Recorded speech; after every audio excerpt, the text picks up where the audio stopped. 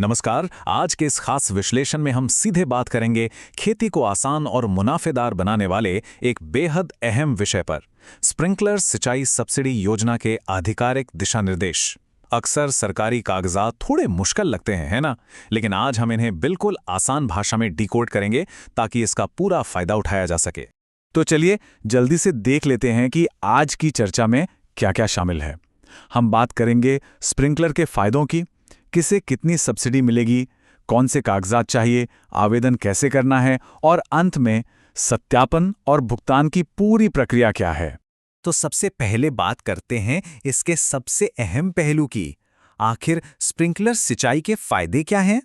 अगर हम पारंपरिक तरीकों की बात करें तो पानी के उपयोग की दक्षता सिर्फ 25 से 40% तक ही होती है। आधा पानी तो यूं ही बह जाता है। लेकिन स्प्रिंकलर सिस्टम के साथ ये सीधा 70 से 75% तक पहुंच जाती है। इसे ऐसे समझते हैं, एक छोटे किसान का ही उदाहरण ले लीजिए जिन्होंने हाल ही में अपने खेत में स्प्रिंकलर लगवाया। उन्होंने न सिर्फ अपने पानी की खपत को आधा कर दिया, बल्कि पानी फसल के हर हिस्से तक एक समान पहुंचने से उनकी पैदावार और फसल की क्वालिटी में भी जबरदस्त उछाल आया। मतलब पानी की भी बचत और मुनाफा भी ज्यादा। आधुनिक तकनीक का यही तो असली कमाल है। अब बढ़ते हैं उस हिस्से की तरफ जिसका सबको इंतजार रहता है, सब्सिडी और इसके लिए पात्रता।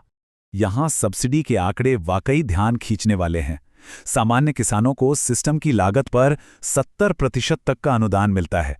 लेकिन सबसे खास बात यह है कि लघु और सीमांत किसानों, अनुसूचित जाति, अनुसूचित जनजाति और महिला किसानों पर विशेष ध्यान दिया गया है।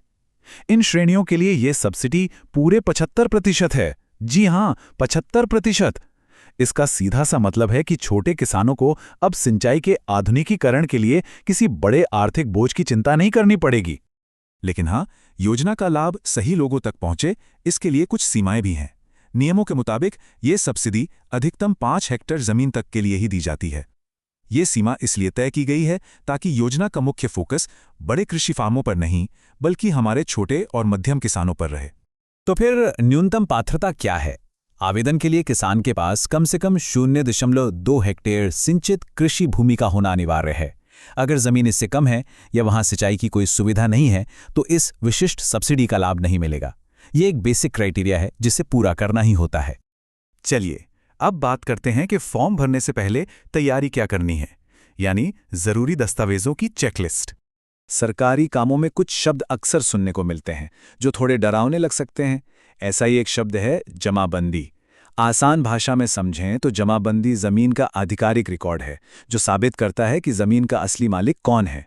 और यहाँ एक बहुत ही सख्त नियम है, ये जमाबंदी 6 महीने से ज्यादा पुरानी नहीं होनी चाहिए, एकदम लेटेस्ट।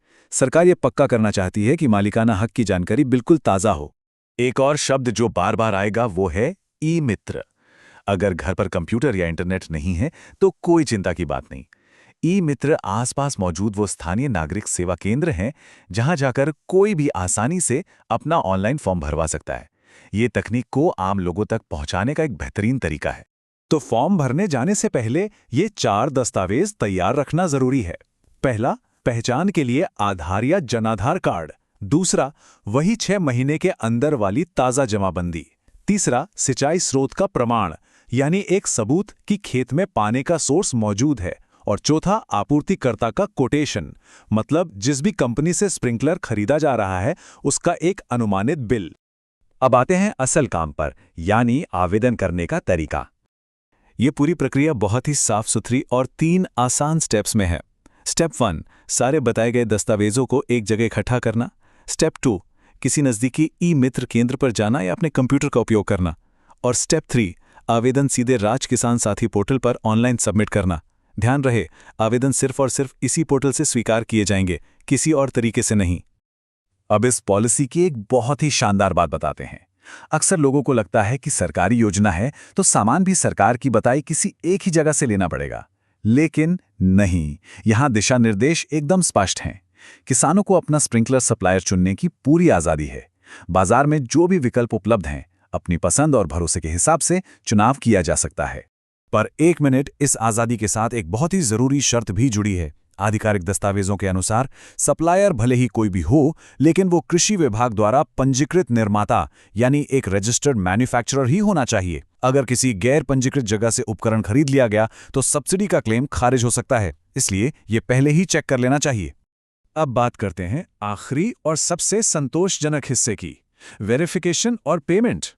जैसे ही खेत में स्प्रिंकलर सिस्टम लग जाता है, कृषि विभाग की तरफ से एक भौतिक सत्यापन या फिजिकल वेरिफिकेशन होता है। इसका सीधा सा मतलब है कि अधिकारी खुद खेत पर आएंगे और देखेंगे कि लगाया गया सिस्टम सरकारी मानकों पर पूरी तरह खरा उतरता है या नहीं। यह कदम इसलिए उठाया जाता है ताकि यह पक्का हो सके कि पैसे का इस्तेमाल उच्च गुणवत्ता वाले उपकरणों पर ही हुआ है।